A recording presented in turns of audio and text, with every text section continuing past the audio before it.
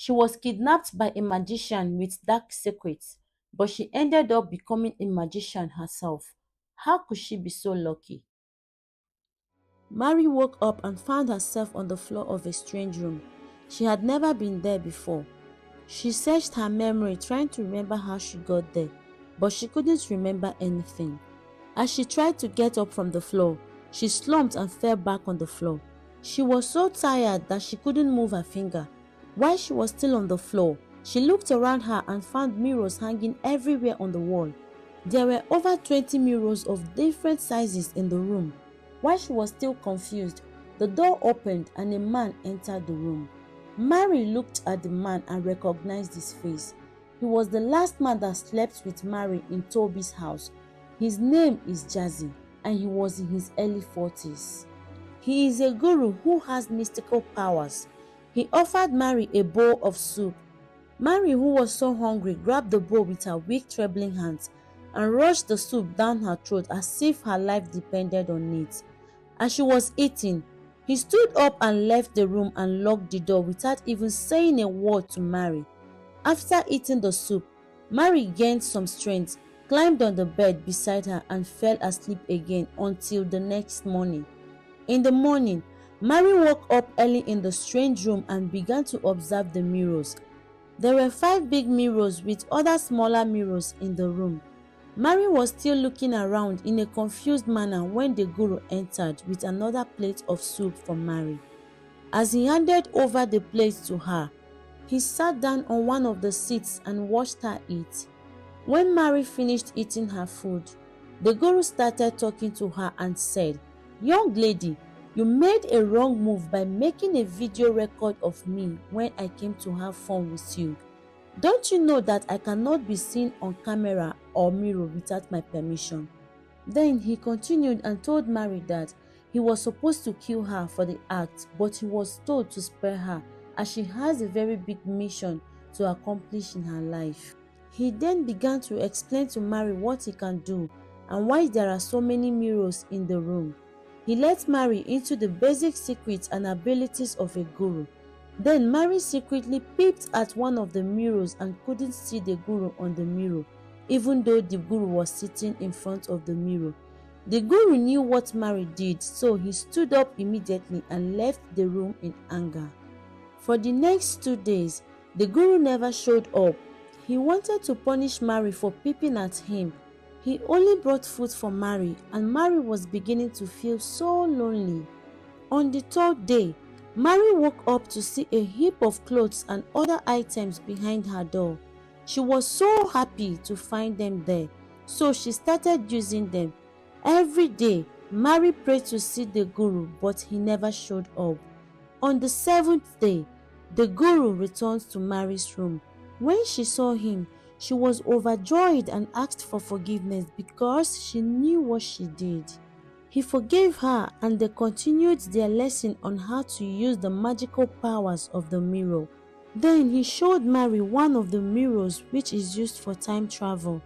This particular mirror enables one to travel to the future, see what is to come and come back to the present day and make amends so that they can get their desired outcome from the future. That day, Mary was so interested in learning more about the mirror, but then the guru decided that the lesson for the day was over. Jazzy the guru lived in a mansion in the Lekki area of Lagos. His mansion was an architectural masterpiece. His wife and child were living in Greece, so he stayed alone in the big mansion.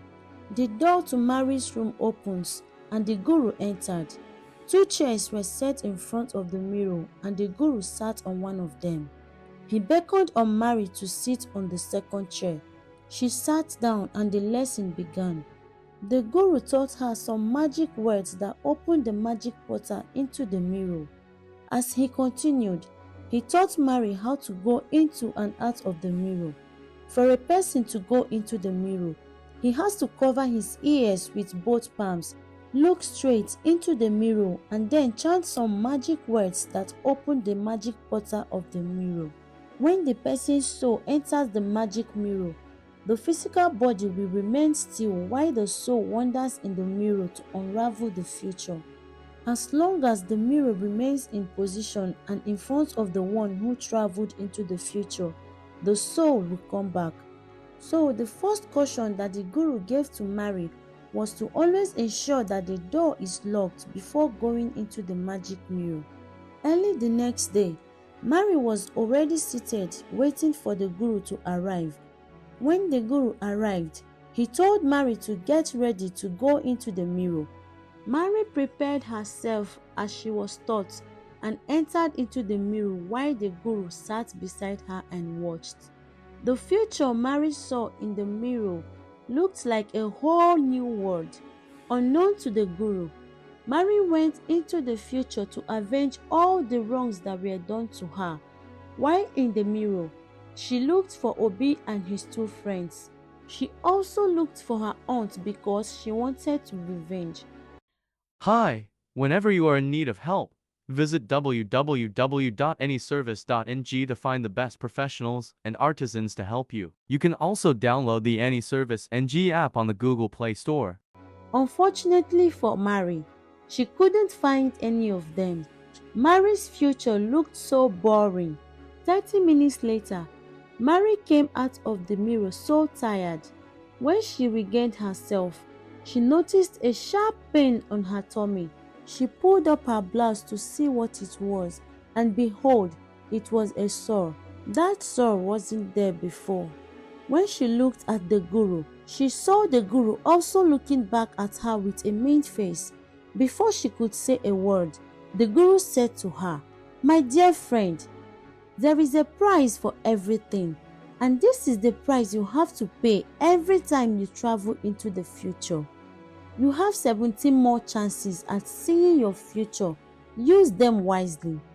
As the guru said these words, he left Mary's room. It's evening, and the guru was on the balcony enjoying some fresh air when Mary walked up to him. He smiled so heartily at her and asked her to sit down beside him.